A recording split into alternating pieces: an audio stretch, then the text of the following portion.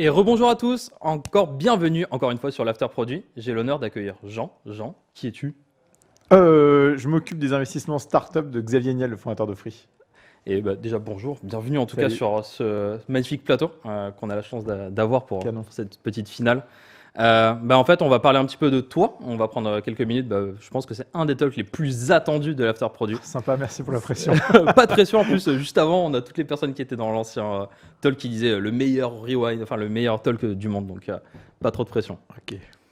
Bon, ça va? Ouais, pleine forme. Je crois que tu viens en plus d'Aix. T'as eu des petites galères. Écoute, on a juste un train qui a heurté un animal, et donc j'ai pu faire 1 heure d'email en plus, mais tout va bien. Un peu de sieste. Oui, aussi.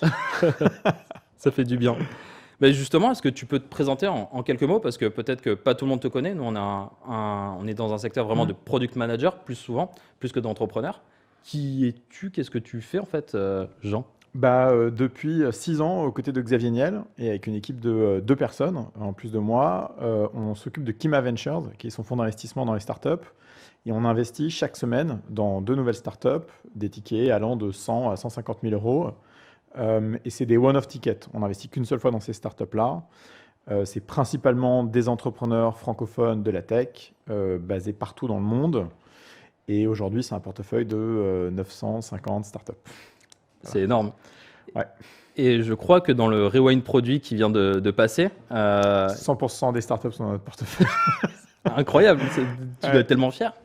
Ouais, en fait, ce qu'on dit souvent avec Kima, c'est que on finance 100 entrepreneurs, on essaie de donner sa chance à 100 entrepreneurs. On sait que la majorité d'entre eux va pas réussir, mais parmi la minorité qui réussit, on est hyper fiers d'être dans, tu vois, je pense à toutes les boîtes qui ont levé récemment, on est dans Sora, on est dans Aircall, on est dans Payfit, et là, dans le Rewind, on est dans 100% de ces boîtes-là. Donc c'est cool. Et j'ai l'impression, là, de mon prisme, qu'il y a énormément d'entreprises qui lèvent. Là, c'est vraiment, on dirait, une saison phare de la levée de fonds. C'est quoi ton point de vue par rapport à ça? C'est parce qu'il y a des saisons peut-être pour lever ou comment ça se passe à l'année? Écoute, j'ai l'impression que chaque trimestre, c'est un nouveau record par rapport au trimestre précédent. Donc, excuse-moi pour faire une mauvaise blague, mais il n'y a plus de saison, quoi. Voilà, tout C'est fout une le camp. année. Tout fout le camp. Non, mais ce qui s'est passé avec le Covid, c'est qu'en réalité, tous les sujets traditionnels retail se sont mis en pause. Sauf que dans le monde, il y a énormément de réserves de valeur à l'heure actuelle, de cash. Que le cash, pour qu'il soit fructifié, il faut qu'il soit mis au travail. Et pour être mis au travail, il va bien falloir l'investir quelque part. Le digital, c'est pas une verticale, hein, c'est horizontal sur toute la chaîne de valeur de toutes les boîtes partout dans le monde. Et donc, il y a encore énormément de choses à faire. Tu vois, c'est tout jeune, ça a 20 ans, le digital. Donc, ce qui va être intéressant, c'est de voir jusqu'où ça va monter. Nous, on pense que le printemps va encore durer 2-3 ans, qu'on va atteindre ensuite des plafonds en termes de capitaux investis par an, en tout cas un premier plafond. Et à ce moment-là, peut-être que les boîtes lèveront un petit peu moins, ou de manière un peu plus rationnelle, ou avec des valos un tout petit peu moins élevés. Et ça va être corrigé. Mais aujourd'hui, on a un excès de cash par rapport aux boîtes sur le marché qui peuvent lever de l'argent. Et donc, les boîtes qui, en fait, ont du potentiel, elles lèvent plus d'argent que ce qu'elles auraient levé il y a 2 ans, quoi. C'est les fameuses licornes, finalement, qui. Ouais, licorne, c'est has-been. Maintenant, si tu veux pas regarder nouveau, ça quoi. du prisme des Américains, les Américains, si tu peux pas faire au moins une 10 billion dollar compagnie, t'es nobody, quoi, tu vois. Donc nous, on est là, on a des licornes et tout. Et eux, ils sont là-bas, ils sont morts de rire. Des licornes, ils en ont, je sais plus, 2 ou 3 par semaine. Enfin, c'est devenu une commodité. C'est incroyable. Ouais. Et justement, est-ce que tu peux nous expliquer en quoi consiste ton poste? Parce que c'est un peu mystique. J'ai l'impression que tu fais plein de choses, mais tout à l'heure on parlait, tu étais sur tes mails par exemple. Qu'est-ce que tu fais À quoi je finalement? sers? Non, mais pas à quoi tu sers, mais justement déjà à dénicher, je pense, la plupart des futures pépites. Mais qu'est-ce que tu fais concrètement?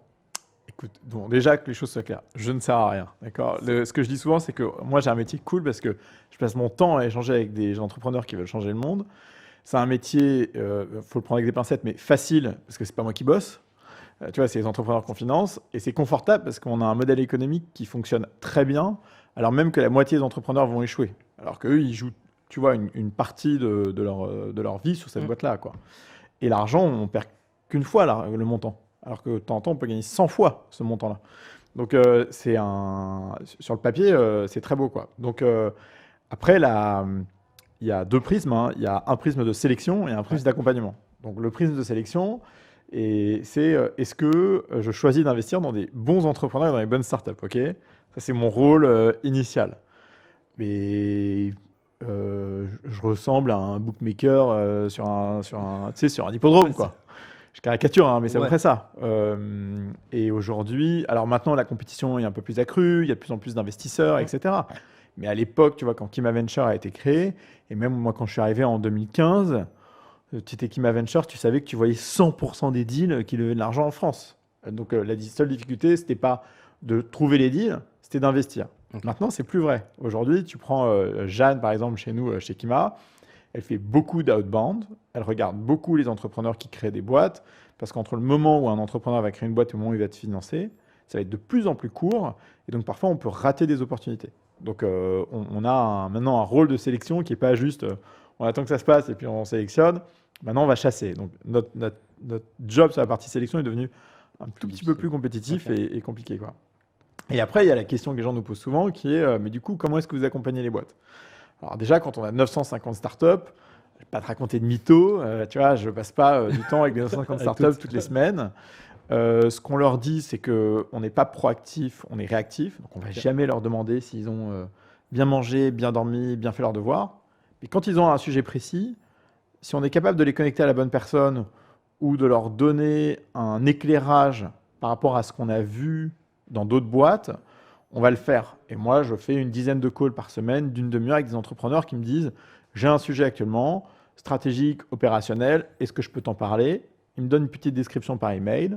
Si je pense que j'ai les data points d'autres boîtes pour l'aider, j'aide cet entrepreneur. Et si je ne les ai pas, je vais le forwarder, le transférer vers quelqu'un d'autre, quoi. Okay. Et donc, nous, on dit qu'on est un joker dans la main des fondateurs dont ils ne connaissent pas la valeur, mais qui ne regretteront jamais. Et il y a plein d'exemples, mais donc hier, j'étais avec deux entrepreneurs. Je pense que ça a été utile, les calls qu'on a fait, parce qu'effectivement, il y a un prisme avec tout ce qu'on voit qui fait que maintenant, ça les éclaire sur la stratégie et le chemin à prendre. Et il y a quelques années, c'est un exemple que je donne souvent, mais Marie de Eden, une boîte qu'on a vendue à Twitter, on a financé en 2016. Je ne vais pas parler pendant 2 ans. 2 ans après, elle m'appelle. On s'est vu 2 fois une demi-heure. J'ai fait 4 emails à 4 mecs du corp dev dans des boîtes américaines. Et 3 semaines après, la boîte était vendue à Twitter à 2 fois la valo sur laquelle elle pensait vendre, quoi. Donc, et ça, c'est le fameux joker dont on parle. Ça ne peut pas arriver pour toutes les boîtes. Mais en tout cas, on est jamais chiant, on est hyper rapide, on a des bons data points, on est plutôt sympa et de temps en temps, on peut aider. Et est-ce que tu n'as jamais eu envie de franchir ce pas de j'investis à je construis, et là avec la responsabilité aussi, et parce que tu dis que tu n'as pas de responsabilité, mais oui, tu as énormément de responsabilités, je pense, sinon tu ne serais pas là. Mais est-ce que tu n'as pas eu envie de franchir ce cap-là? Moi, je dis souvent aux gens, tu sais, tes parents, le dimanche au déjeuner, ils te disent « Chérie, fais ce que t'aimes, tu seras bon dans ce que t'aimes. » C'est des conneries. Déjà, le principe de l'amour, c'est que c'est un fantasme, quoi, tu vois. Donc, le fantasme, t'oublies. Ce qu'il faut, c'est regarder ce dans quoi on est bon. Et tu vas aimer ce dans quoi tu es bon. Et d'ailleurs, le dernier post de Paul Graham, qui s'appelle « How to Work Hard », il est hyper intéressant parce qu'il revient aussi sur cette notion de trouver les choses pour lesquelles on est fait, quoi. Moi, je suis plutôt pas très rigoureux de nature, besoin de reconnaissance, donc besoin d'efficacité. Et en fait, tout ce qui compose Kima aujourd'hui, c'est très ancré avec qui je suis, quoi. Et je me vois pas être entrepreneur parce que j'ai pas d'obsession sur un sujet en particulier. Et nous, les entrepreneurs qu'on finance, donc ils ont tous de l'ambition, donc moi j'en ai de l'ambition, hein. Mais ils sont obsédés par un sujet généralement. Et moi, mon obsession, c'est les gens, en fait, c'est les entrepreneurs. Je n'ai pas un sujet en particulier, donc je suis très heureux là où je suis. Et tant que Xavier me fera confiance et qu'on trouvera des trucs à faire ensemble, bah, je serai là, quoi. Tu as créé finalement ton propre poste et ce qui te convient. Ouais, bah, il me l'a offert sur un plateau. Il a été cool. Et on est du coup dans une émission produit. On va parler aussi product management. Ça, j'adore. Est-ce que, par exemple, tu es plus confiant quand tu as quelqu'un qui te pitch une startup, sa startup, et qu'elle te dit qu'elle a mis en place, par exemple, une organisation produit? Est-ce que c'est positif? Est-ce que tu vois vraiment un impact positif ou est-ce que tu le vois comme si c'était une organisation comme n'importe quelle organisation? Alors d'abord, il y a une triste vérité dans le monde, c'est qu'il y a plein de très très bons produits qui ne se vendent pas, qui ne marchent pas, et il y a plein de produits de merde qui marchent très bien. Et la conclusion de ça, c'est que un bon produit ne suffira jamais, et tous ceux qui vous disent le contraire, en fait, vous racontent des conneries, quoi. C'est la distribution qui gagne à la fin. Moi, mon obsession numéro une maintenant, contrairement à il y a 5 ans où j'étais très obsédé sur le produit, maintenant, mon obsession, quand même, c'est la distribution. Je regarde des entrepreneurs qui sont capables de distribuer et c'est mon critère numéro un. Ok. Une fois que j'ai ce critère-là, je vais regarder quelle est leur appétence sur le produit et quelle attention ils y portent. Et moi, ce que j'aime, c'est les product CEO. Je pense à Antoine Martin chez Zany. C'est un très très bon exemple. C'est un product CEO. C'est ma cam parce que il a la bonne agressivité commerciale de distribution, même si Zany n'est pas un produit SaaS qu'il faut. Et en même temps, il a une sensibilité produit qui est extraordinaire. C'est hyper rare de trouver des CEO de ce calibre-là, mais c'est ce qu'on cherche. Et donc, un, distribution et deux, produit. Et sur le produit, c'est difficile parce qu'on a beaucoup d'entrepreneurs qui, je pense, prennent la mesure de ça trop tard ou ont du mal à la prendre ou pensent que faire du produit, en fait, avec un Google Doc et une semi-orga, ça marche, quoi. Mais en fait, le produit, c'est comme l'engineering. Ça grossit en complexité à mesure que le produit grossit, quoi. C'est un truc de malade. Et ça demande des vrais process. Donc, heureusement, le marché mature et il y a de plus en plus de gens câblés là-dessus, quoi. Mais trouver une bonne orga produit, je pense que c'est très rare. Et moi, j'ai jamais rencontré de early stage founder câblé sur l'orga produit. Ça Ok. n'existe pas. Des gens qui ont une sensibilité produit, j'en vois plein. Des gens qui ont, qui savent ce que c'est qu'une orga produit, en fait, non. Et d'ailleurs, quand ils sont sur des sujets complexes, le plus vite possible, on va les connecter avec des CPO qui savent de quoi ils parlent et qui savent ce que c'est que gérer une équipe de 3 produits et de faire l'interface avec une équipe d'engineering de 30 personnes et de gérer des squads et de prioriser le bordel et tout, quoi. Mais c'est dû à quoi, selon toi, cette non-maturité sur l'orga produit? Est-ce que, parce qu'on voit beaucoup d'orga tech, c'est d'ailleurs, généralement, on voit très souvent un CTO avec un CEO, mais ce CPO, finalement, pourquoi il n'est pas là dès le début? Moi, j'ai une image qui me vient en tête. C'est comme un resto. Ok, tu as la salle et tu as la cuisine. Tant que les mecs voient pas ce qui se passe dans la cuisine et que dans la salle ça a l'air bon, tu te poses pas de questions, quoi. Et donc, en fait, tu as énormément de boîtes qui sont très subpar en termes de gestion produit, d'orga produit, etc. Mais qui, bon an, mal an, se démerdent pour sortir les plats, quoi. Et tant que les plats ils sortent et que les mecs ils bouffent et qu'ils sont contents et qu'ils te mettent 5 sur 5 sur Google, bah, c'est gagné, quoi. Et donc, en fait, tu as énormément de boîtes et je peux pas les citer, mais j'en ai tellement dans mon portefeuille, c'est malaisant, qui en fait se débrouillent pour à peu près sortir un produit qui tient la route malgré toutes les, tout le bordel à la fois au niveau du produit ou au niveau de la tech qu'il y a en interne, quoi. Donc, mais d'ailleurs, est-ce que c'est pas la vie d'une boîte, quoi, d'être dans un espèce de- d'être dans une organisation fondamentalement très imparfaite la plupart du temps et sur lesquelles tu mets des rustines toute la journée, quoi. Donc, écoute, ils font avec, et tu vois, ils recrutent un PM, 2 PM, 3 PM, et puis on se rend compte, ils se rendent compte qu'il leur manque un CPO, et puis en fait, ils se rendent compte comment ils ont recruté le CPO, qu'en fait, parmi les 3 PM, bah, ils avaient 2 juniors qui vraiment faisaient pas l'affaire, et qu'en fait, elle était mal formée, il y en a qu'un qui fait l'affaire, du coup, tu te sépares des 2 PM, tu recrutes d'autres PM, tu reprends leur gars en place, et puis en plus, ils n'avaient pas mis les bons squads en place, ils n'avaient pas mis les bonnes pratiques avec l'engineering team, etc., etc., etc. Et donc, bah, rien, les boîtes, je te dis, c'est la cuisine d'un resto. Tant que ça sort, tu fais ce que tu peux, quoi. Et justement, par rapport au mot PM, tu l'utilises, mais est-ce qu'il n'y a pas eu aussi une évolution, peut-être, parce que maintenant, ça fait quelques années que tu vois des boîtes, on était très souvent avec du projet, avec peut-être des chefs de projet. Est-ce que, selon toi, ils recentrent un petit peu plus quand même sur l'utilisateur, parce qu'il y a de plus en plus d'entreprises et du coup d'applications qui sont concurrentes? Est-ce que finalement, il y a une vraie transition qui a eu lieu ou pas projet, produit peut-être? Revenons au fondamental d'une boîte. Le fondamental d'une boîte, c'est de fournir un produit ou un service à des consommateurs qui seront heureux de l'utiliser, quoi. Et il y a un mois, j'étais dans une conf et Et il y a une personne qui demande aux gens de la table ronde c'est quoi la définition du succès. Je trouvais que c'était hyper dur comme question, la définition du succès, parce que ça a un caractère en fait très personnel. C'est comme si tu demandes aux gens de définir le bonheur, quoi. Et puis à un moment donné, je me suis dit, mais en fait, le succès, est-ce que c'est pas juste, tu vois, de rendre 100% de tes utilisateurs et de tes clients super heureux? En fait, ton succès, tu le mesures comme ça. C'est pas en nombre, c'est pas en ce que tu as l'impression de ressentir. C'est si tu appelles tous tes clients et que tes clients sont heureux, bah, c'est que tu as réussi, quoi. Et tant que tu n'es pas obsédé par la satisfaction de ton client, bah, c'est que tu n'es pas sur la bonne bataille. Et en fait, aujourd'hui, on constate, nous, de plus en plus dans les boîtes, et heureusement, je pense que en fait, les gens l'oublient quand ils montent une boîte, et c'est un peu l'objectif des équipes produits, c'est de passer du temps avec l'utilisateur, avec le client, d'écouter ses envies pour en comprendre ses besoins, et pas l'inverse, parce que souvent les mecs te disent ouais, donc on a fait une tonne de customer research, alors voilà ce qu'il faut qu'on fasse. Alors non, ça c'est ce qu'ils ont dit, mais c'est pas parce que c'est ce qu'ils ont dit que c'est ce qu'il faut faire.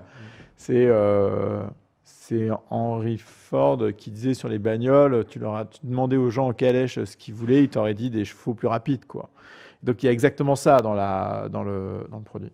Donc j'ai l'impression que ça avance, en tout cas que tout ce qui était user research, qui était très peu développé il y a quelques années, se développe de plus en plus, ou en tout cas était très développé aux US et peu en Europe, se développe de plus en plus. Mais on est quand même encore un peu loin, quoi. Tu le sens qu'il y a cette différence quand même? Je pense que tu pourrais avoir au sein d'une équipe produit un head of user research. Quelqu'un qui ne ferait que ça toute la journée, 100% du temps, chercher du feedback, discuter avec les utilisateurs. Aujourd'hui, dans les boîtes SaaS, ce qu'on fait, c'est qu'on essaie de créer un lien entre l'équipe sales et l'équipe produit pour remonter la donnée, pour qu'elle soit bien analysée par l'équipe produit, de façon à pouvoir faire les bons choix, quoi. Mais c'est encore pas très bien huilé. Et moi, je verrais bien quelqu'un en fait en charge de ça uniquement, quoi, exclusivement dans une boîte. Ça serait cool. Et je vais te poser 2 dernières questions. Ouais. Qu'est-ce que tu aimes le plus dans ton métier? Bah, les gens. Moi, j'aime les gens. Ouais. Ah si, il y a un truc que moi j'aime gagner. La win. Ah putain. Ouais. Et de temps en temps, je vais perdre une petite bataille, ça va me rendre dingue. Alors 24 heures, hein, je vais m'en remettre. Mais en fait, moi, j'aime gagner, fondamentalement. C'est le truc qui me grise. Et je ne choisis pas des batailles faciles, mais j'aime les batailles ardues que je gagne, quoi. C'est les plus belles. Ouais. Et là, je regardais les boîtes du Rewind. Il y en a une en particulier sur laquelle on est en train de closer un très gros tour, là, qui va être annoncé bientôt. Et c'est une boîte qui, avec le Covid, a extrêmement souffert et qu'on a porté à bout de bras, et sur laquelle on a réussi à lever de l'argent, qu'on a aidé à justement à se réorganiser et à passer la crise, et qui en juin a fait autant de chiffre d'affaires sur le mois de juin qu'elle avait fait sur toute l'année 2019, quoi. Incroyable. Et tout d'un coup, tu vois, et là, c'est pas une bataille de 15 jours où tu as essayé de gagner un deal, c'est une bataille de 15 mois, quoi. Et ça, c'est vraiment des éléments qui sont hyper grisants. Tu dois être tellement fier, du coup. Ouais, ça c'est cool. Et la dernière question, est-ce que tu aurais un bouquin, un podcast, un contenu vidéo, justement, pour ceux qui sont en train de te regarder, qui veulent se lancer dans l'entrepreneuriat, peut-être? Bah, pour ceux qui veulent se lancer dans l'entrepreneuriat, je trouve que les erreurs que font les wannabe entrepreneurs, c'est de consommer trop de contenu. La vérité, elle est sur le terrain, elle n'est pas dans les contenus. Le contenu, tu le consommes quand tu as un besoin ou quand tu as besoin de t'éduquer sur quelque chose un peu en amont de ton travail sur le terrain, quoi. Mais il ne faut pas surconsommer le contenu avant de se lancer, quoi. Le plus dur dans l'entrepreneuriat, et ça me fait penser à la phrase de Coluche. Coluche, il disait, les mecs qui faisaient mai 68, il disait ce n'est qu'un début, continuons le combat. Et il disait c'est des conneries, en fait c'est qu'un combat, maintenant il faut continuer le début. Et en fait l'entrepreneuriat c'est exactement ça. L'élément le plus difficile c'est de se lancer. Et probablement ce qu'il y a de plus difficile après, c'est que chaque jour, si tu progresses pas, en fait tu t'enlises parce que tu n'as pas de vélocité. Et donc ouais, le contenu c'est cool, hein, mais rien ne remplace le travail sur le terrain. Merci infiniment Jean. Avec plaisir. Et on se retrouve de suite avec notre Happy Hour, donc un jeu où tu vas y participer, Jean. Ah. Donc à tout de suite.